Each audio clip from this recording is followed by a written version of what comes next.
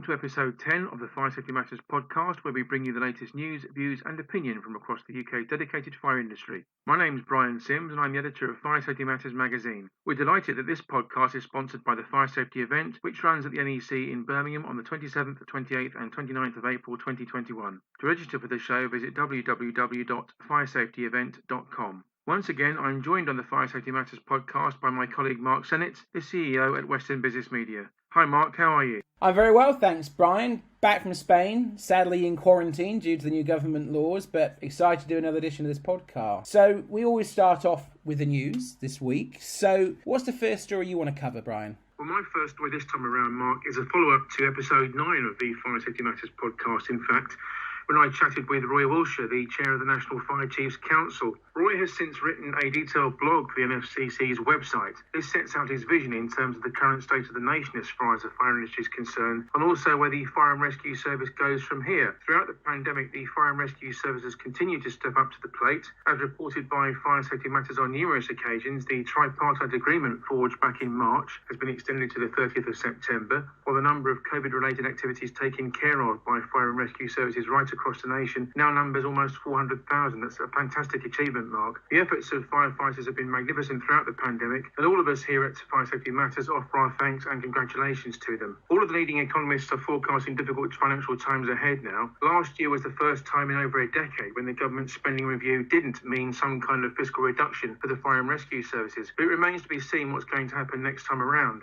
In recent times, fire protection has seen welcome investment of £16 million, while another £7 million has gone towards supporting the implementation of the Grenfell Tower inquiry recommendations. A further £4 million, Mark, has been invested directly into the NFCC's own dedicated protection hub, and Roy Wilshire himself is working diligently behind the scenes to have his funding baselined in upcoming spending reviews. One of the unintended consequences of building safety failure and the fact that 160 ACM-clad buildings still need to be remediated is the financial and psychological effect on leaseholders. Wilshire has outlined that the NFCC is doing its level best to support them, in fact. The organisation is redrafting the simultaneous evacuation guidance to be more supportive of those leaseholders. Roy Wilshire chaired the National Operational Guidance Programme from its inception back in 2011, and as he led the transition from the Chief Fire Officers Association to what's now the NFCC, there was always going to be a requirement for solid programme management. Hence Roy Wilshire's suggestion that the established National Operational Guidance be transformed into the NFCC's Central Programme Office, a move which he refers to in the blog as being reasonably successful. To his great credit,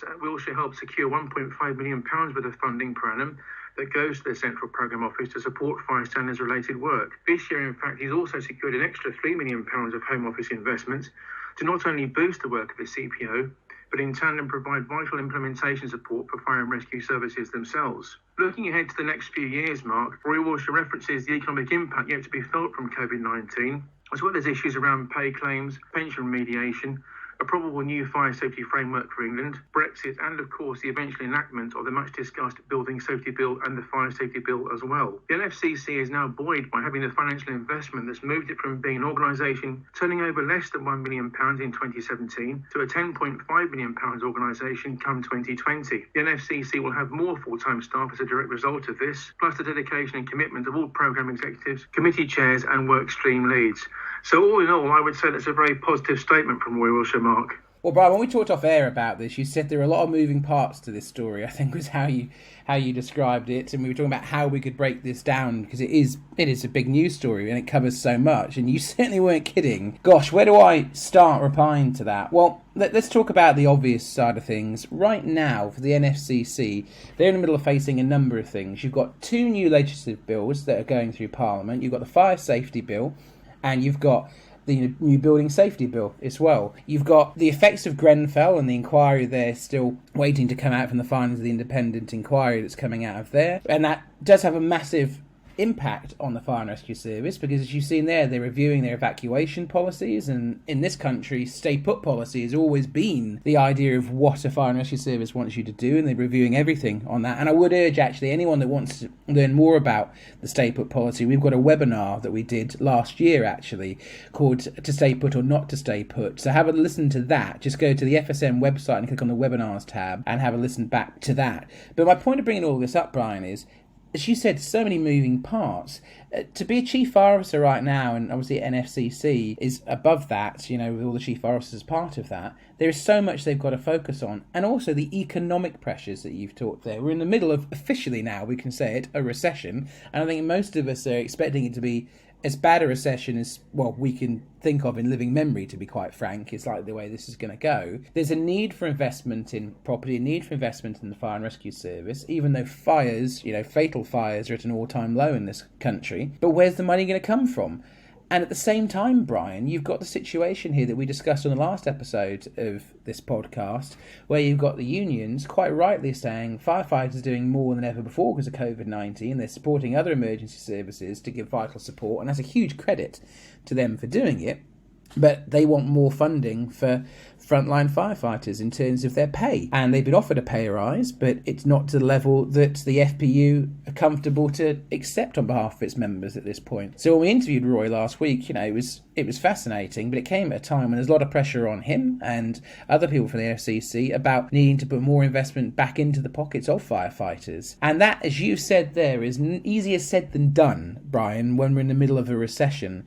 So right now, there is so much that the NFCC has got to focus on. As I said, 2 new major potential legislation coming in, the impacts of the Grenfell inquiry, reviewing everything to do with their evacuation policy, and, I don't want to say it too strongly, but there is a chance that they could have another firefighter strike on their hands if they don't come to an agreement relatively quickly with the FBU. So there is a lot for us to keep an eye on here, a lot of good work being done by the NFCC and a lot of great work being done by firefighters at the moment, but that is not an easy job that Roy's got there, and he's got a lot on his plate at the moment, so certainly want to keep an eye on that one as we move forwards. So I'm going to go on to the next news story that I wanted to cover. Not as in-depth as we just did on that one, but NFU Mutual has urged commercial property owners to maintain fire safety regimes. NFU Mutual is urging commercial property owners not to neglect fire risk assessments during this pandemic. The warning comes as the property insurance specialist has statistics that reveal a 46% spike in the number of commercial property fires during lockdown. The ongoing global crisis has put pressure on commercial property owners and their tenants as they adopt new measures to ensure working environments are COVID secure. In many instances, this has involved changes to premises. As stated, NFU Mutual claims that the statistics depict a 46% rise in the number of commercial fires and the claims they've had from that between the 22nd of March 2020 and the 31st of July 2020 compared to the same period in 2019. Fire risk assessments are obviously a legal requirement for all non-domestic premises, and these identify specific areas of fire risk and provide recommended corrective actions to safeguard the occupants. So I know you'll have some more to chip in this in a second, Brian, but it's an interesting statistic that 46% rise in the number of commercial fires. I know some people will think, is arson potentially involved in that in a crisis like this? Could be. It doesn't go into that level of detail. But what we do know is there is a number of premises, commercial premises, that were left vacant for a period of time, and that does leave them at fire risk, and it can be from arson. I'm not suggesting it's premises owners or premises renters that are doing this arson, but derelict empty buildings, unoccupied buildings certainly are more susceptible to that. But as NFU Mutual has said, there is a lot more that needs to be focused on right now, and you bring back in to play, bringing people back to the workplace safely. And if you want to focus a bit more on what's suitable fire risk assessments that you should do, we actually have a column that comes out, as you know, Brian, in every issue of Fire Safety Manager called the Secret Risk Assessor. Now, I can't tell you who the Secret Risk Assessor is because obviously that would break the secret, but that person has been in the sector a long time and they have seen so many do's and don'ts in terms of failings to do with fire risk assessments. So they purposely don't reveal their identity because they don't want people to know what premises or organisation they're talking about. But that column is fascinating. If you want to learn probably the do-nots rather than the do's, that column is a must. So we've got that back in this issue that's just come out. So I'd urge you all to have a look at it. But Brian, before we move on to the next news story, I don't know if you've got anything you want to add to this story. Yes, there's something I picked out, Mark, and it's really a follow-on, if you like, to this story. NFU Mutual has outlined 5 top tips on fire safety vigilance going forward, and they are as follows. Communication is key. keep all stakeholders up to date with fire risk assessment progress and changes, ensure that all records of contact details are kept up to date in case they're needed during an emergency situation. You mentioned fire risk assessments, Mark, and they're talking about regularly reviewing the fire risk assessment for a given location, particularly so if there have been any changes on the premises. They're talking about remaining cognizant of all relevant fire safety legislation. That's a prime one, of course. And last but not least, consider consulting fire safety and risk management professionals for technical information on fire safety. While it's not a requirement for fire risk assessments to be documented if there are fewer than 5 documents in a given building, Mark, keeping a written record is still advisable. An insurer may not ask a building owner or manager for their fire risk assessment, but providing it at the outset can aid clarity during any subsequent claims, and that's worth bearing in mind. Our first guest on this edition of the Fire Safety Matters podcast is Tony Cash, the International President of the Rail Industry Fire Association. Tony is an experienced fire safety and emergency planning professional and currently employed as the Senior Fire Engineer at Heathrow Airport Limited. Prior to this, Tony enjoyed a period of consultancy as Infrastructure Director for Trenton Fire and also served in the role of Senior Engineer at Transport for London, during which time he was responsible for the coordination of plan reviews with the Fire Authority and managed both the issue and revision of building fire plans, working closely with the London Fire Brigade's Transport Fire Safety team. Earlier this week, I spoke with Tony about a number of key topics, among them how the COVID-19 pandemic has affected fire safety on the railway network, and also the main changes to fire safety regimes on the railways since the findings of the King's Cross Fire Inquiry were made public.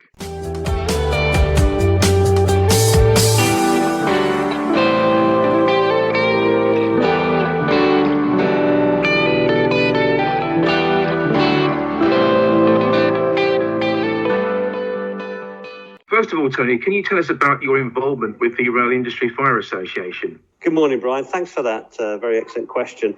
I first became aware of the Rail Industry Fire Association in 2006 when I joined Transport for London as their fire engineer on London Underground. It was my head of profession who nominated me for the role as chairman of RIFA in 2009, a role which I then held until about 2014. Around about that time, the executive polled members for the position of an international president so that the objectives of RIFA could be taken out onto a global stage.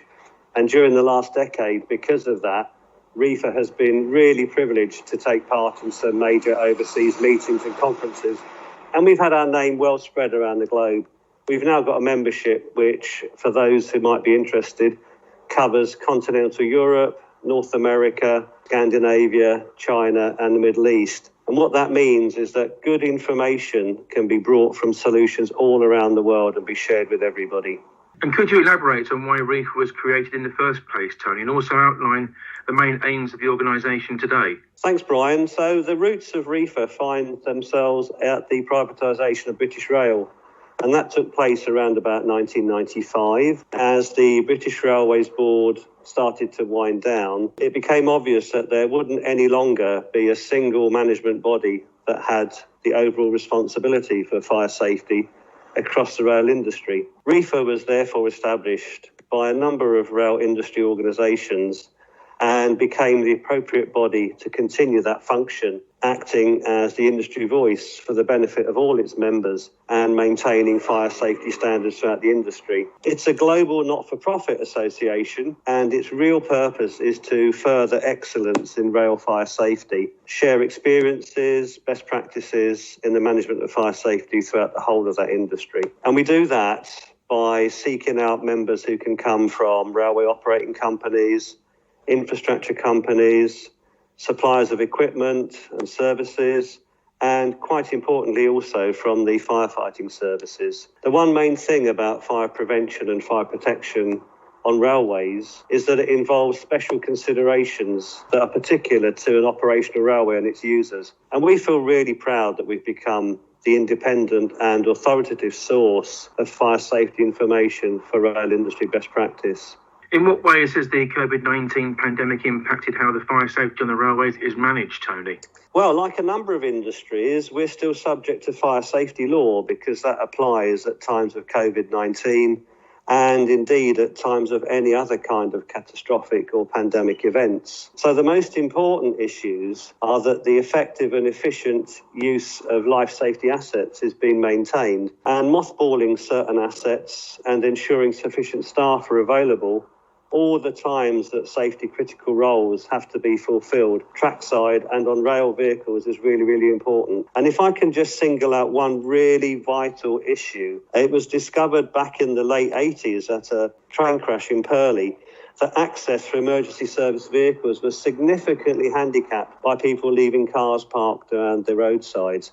So now that we're beginning to see people having to spend their time perhaps holidaying in the United Kingdom, access is a really, really vital point. So perhaps we could just appeal to people when they do have to leave their cars and other vehicles, that they leave them with sufficient space for the emergency services to gain access to the railway lines. Now, fire safety on the railways really came to the forefront in the wake of the King's Cross fire back in 1987. As a direct result of that tragedy, there was a public inquiry resulting in no less than 157 recommendations being made. What have been the main changes to fire safety on the railways since the findings of that inquiry, Tony? Thanks, Brian. And, it would be really difficult to try and single out any one of those major changes. But in terms of those that have been key, amongst the really important ones have been those related to the selection of materials for construction. Also, the need to separate areas from the members of the public and staff areas using compartmentation, to subdivide areas on stations and on infrastructure, to implement early detection, and of course to include suppression.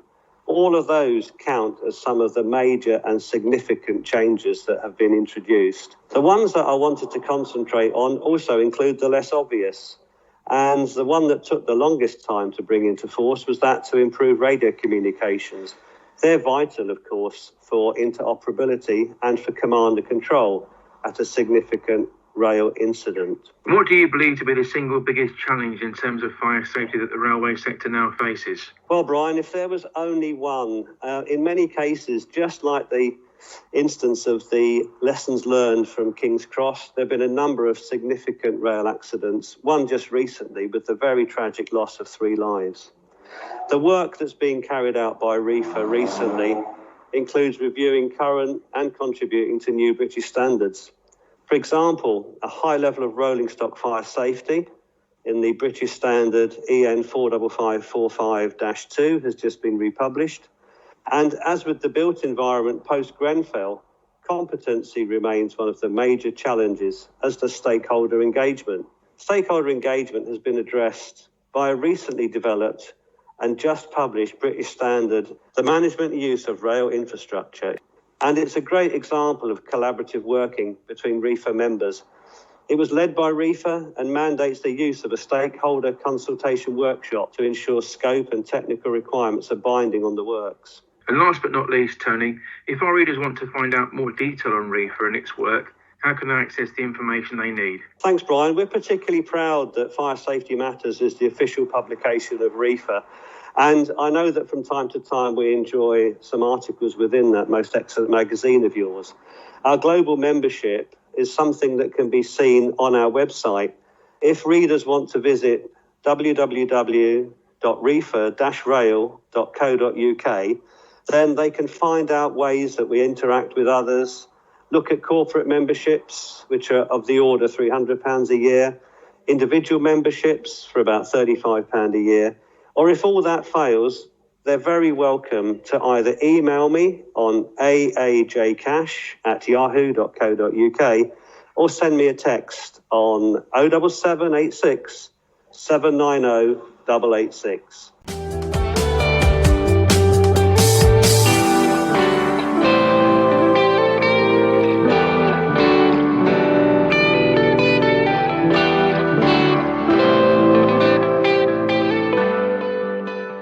So, Mark, what else has caught your eye in the news this week? Yeah, Brian, another interesting story that you wrote for us just last week, actually. And London Fire Brigade has reported a 20% increase in smoking-related fires since the start of lockdown. So you can see a tenuous link by what we're doing here. We're carrying on the lockdown theme, but we're also talking about premises protection as a result of COVID-19. So new figures issued by London Fire Brigade show the number of smoking-related fires in the domestic setting has increased by around 20% in the UK since lockdown was announced. despite it being reported by Action on Smoking and Health and UCL that 1 million smokers in the UK have quit smoking during the pandemic, while a further 440,000 people have tried to kick the habit since late March. So smoking remains one of the leading causes of fires in the home environment. Last November, the Cube in Bolton, which plays host to students living in a flat-style kind of accommodation, was devastated by a fire that was found to have been started by a discarded cigarette on a combustible balcony. According to London Fire Brigade, discarded smoking materials had been the root cause of more than 500 fires during the lockdown period. Most notable among them were the blaze at London's Kennington at the tail end of June, which resulted in the first floor flat being destroyed and no fewer than 18 people receiving treatment from London ambulance crews. So this is an interesting set of statistics, Brian. Smoking is, as we've seen through this article, one of the biggest causes of fires in domestic premises. Of course, there was that one devastating blaze, as I went over, that was caused by a cigarette butt that went into combustible materials. It's also often been a common theme of where you could have a fire if someone falls asleep while smoking, and it can easily catch fire to the sofa or carpet and lead to absolutely devastating blaze. It's very easy to kill the occupant as well. So this is something that is a serious issue, and that is quite, I think you said 500 fires caused by this during this period. So it's right the London Fire Brigade bring this up. Of course, yeah, it's another good reason to give up smoking, because if you don't smoke in your own premises, there's no chance of a cigarette causing a fire, is there? So it's not just the normal health advice there of it's good for your health to give up smoking, but there is also that situation where it's very easy to throw a cigarette butt into a bin, onto a carpet, into a combustible area of the building. So if you're looking for a reason to give up smoking, pretty good one given to you just by London Fire Brigade. I don't know what you've got to add into that, Brian. Well, London Fire Brigade themselves, Mark, have made comment on this issue, as you would expect.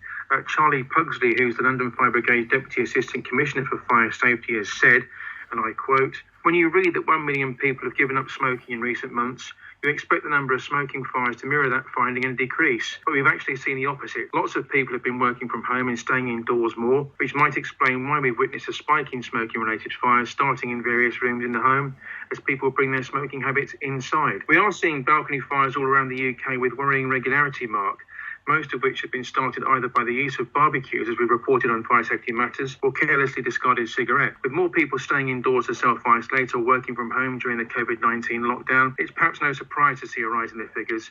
But simple steps to remove and replace combustible materials would solve the issue at a stroke, many would say. Richard Izzard, Managing Director of non-combustible aluminium decking manufacturer Alidec, has actually observed that removing combustible materials such as timber or composite balcony decking will immediately result in safer buildings and help to protect lives and property. The other news item I selected this week concerns the Fire Industry Association. The FI has just launched a new survey centred on the Internet of Things in a bid to determine who in the fire industry is working on the IoT, how they're working to implement it, what barriers they're facing in doing so at the present time, and also how the FI itself can help the industry overcome those issues. Put simply, and for those readers of Fire Safety Matters not yet familiar with this subject, the IoT is a system of interrelated computing devices, mechanical and digital machines, provided with unique identifiers and harbouring the ability to transfer data over a network without requiring human-to-human or human-to-computer interaction. In the consumer market, IoT technology is most synonymous with products pertaining to the concept of the smart home, including devices and appliances, for instance, lighting fixtures, thermostats, home security systems and cameras that support one or more common ecosystems and can be controlled via devices associated with that ecosystem,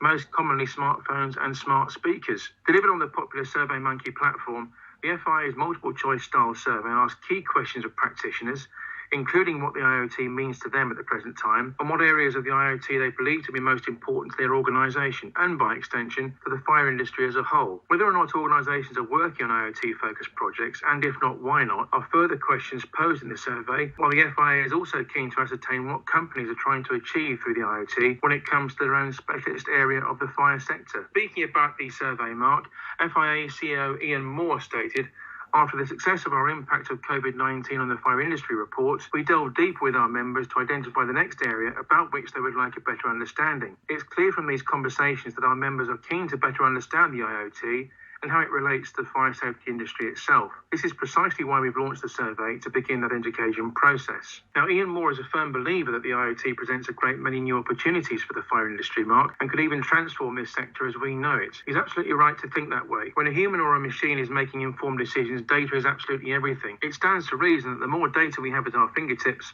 the more robust the decisions made can be. In addition to this, there are now multiple methods for enunciating information, such as alarm messages sent to mobile phones and individuals' computer monitors. Planned maintenance can be more precise based on environmental conditions and performance criteria alike. The first step in enabling the IoT to be used to good effect in the fire sector is to investigate the current knowledge of FIA members and indeed the wider industry to see why the IoT can be used now and what needs to be done to make its implementation acceptable to the fire safety sector as a collective going forward. There are in fact 21 questions to answer, which should only take participants a few minutes.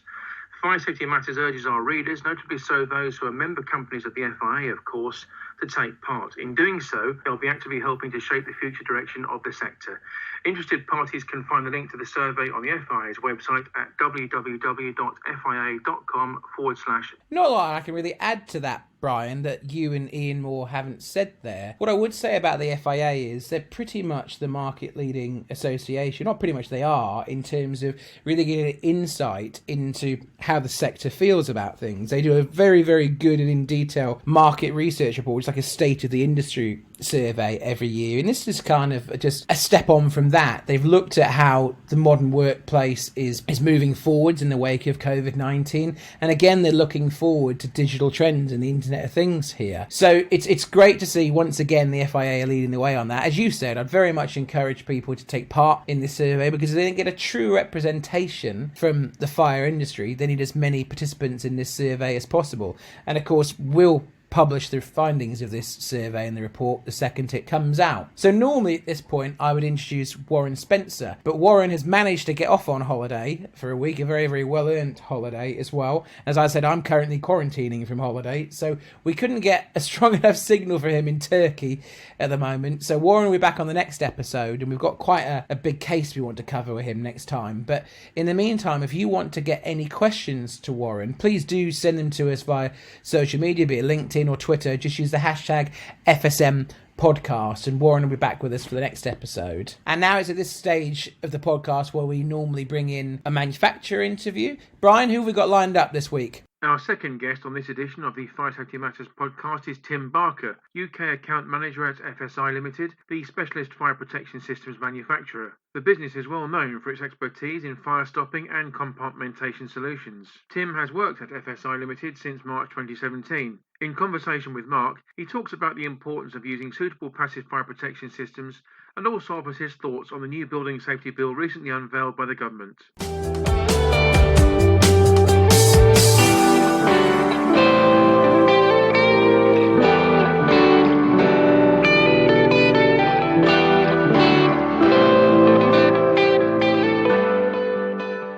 Morning, Tim. How are you? I'm very well, sir. How are you? Yeah, long time no see. So it's definitely your turn to come onto the podcast, and I want to talk all about FSi today, company you've been with for a while. So let's talk about how you guys are coping under COVID-19. How has it affected FSi so far? What a question. It's affected as pretty much everybody else within the industry. It has been a very difficult, challenging time that we've gone through, and to a degree are still going through. We put measures in right at the start, and we've pretty much adhered to those throughout with terms of social distancing. Production, we never stopped.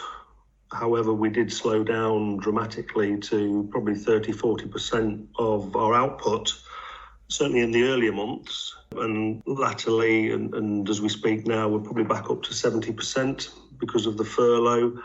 And then sadly, because of the same as any other industry as well, there have been a few casualties in terms of redundancies. But on the whole, it's been very challenging.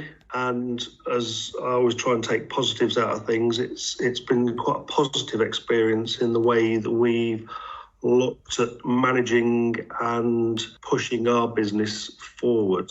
So obviously there's a lot going on in the fire sector at the moment, and you guys are specialists in passive fire protection products. I really wanted to pick your brain on the proposed building safety bill. Have you got any initial thoughts on this draft legislation that's going through Parliament? I've got some initial thoughts. Personally and as a business, we look at anything that promotes standards or improvements pushing towards safety and fire safety as a very positive step.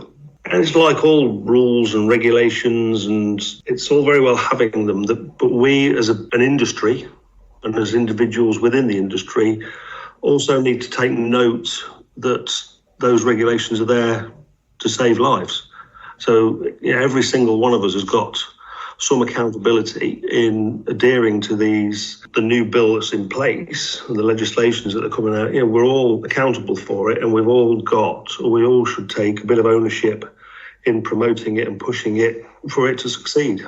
So let's return our focus now onto FSi, your business. What products has FSi had out in the last 12 to 18 months?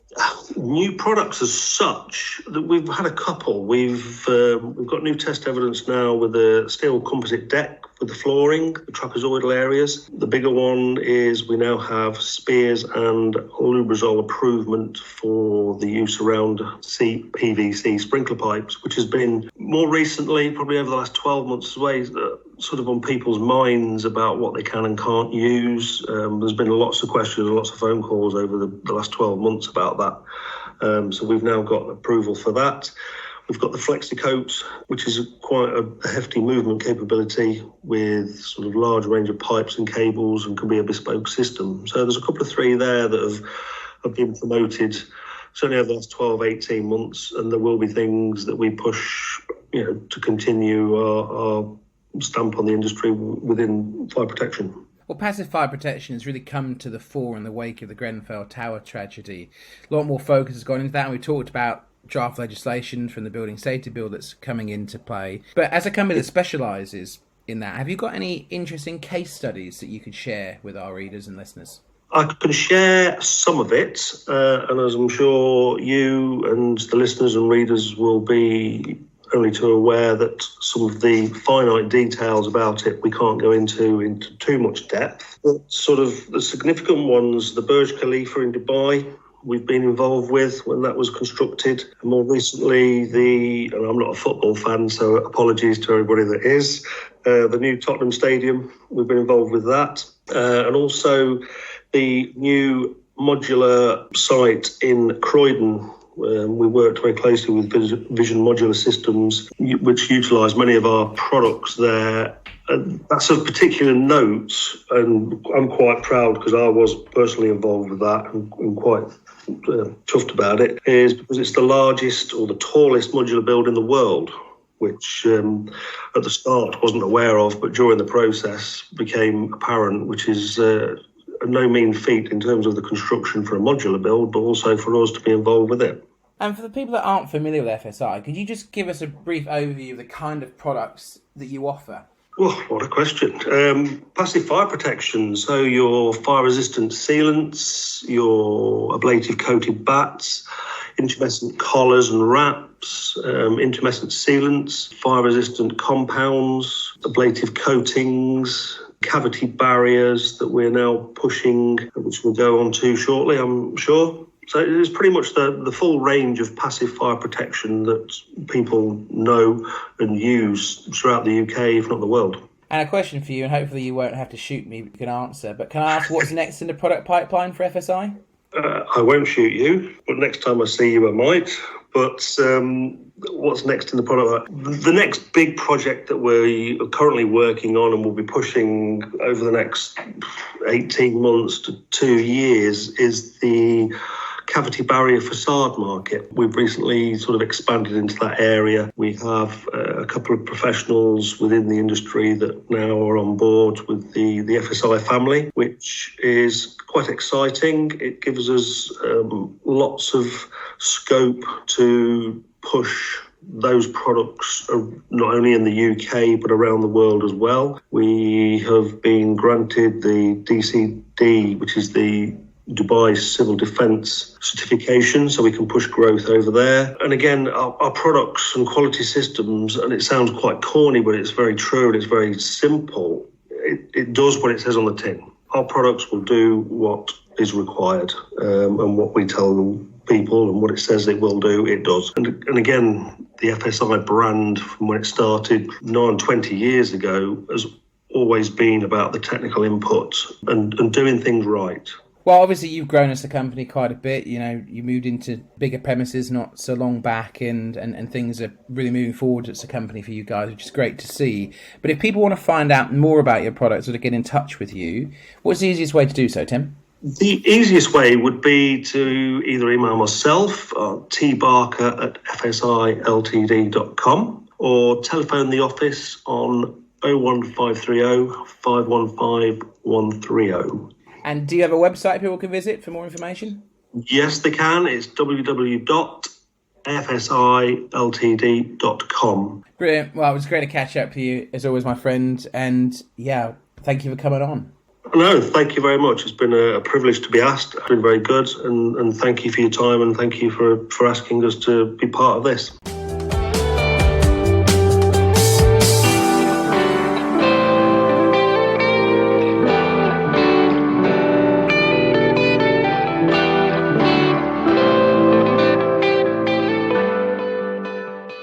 Brings us to the end of this latest edition of the Fire Safety Matters podcast. Many thanks indeed to Tony Cash of the Rail Industry Fire Association and also Tim Barker from FSi Ltd for their valued contributions. You can read more on the issues raised here and others by visiting the Fire Safety Matters website at www.fsmatters.com. We do hope you've enjoyed the content and found it useful. On that note, please do contact us if there are any particular themes or issues you would like us to explore on upcoming broadcasts. You can do so on Twitter by using the hashtag FSM Podcast. Do make sure you follow us on Twitter at FSMatters_MAG. As a reminder, the Fire Safety Matters podcast is live to view every fortnight on Wednesdays.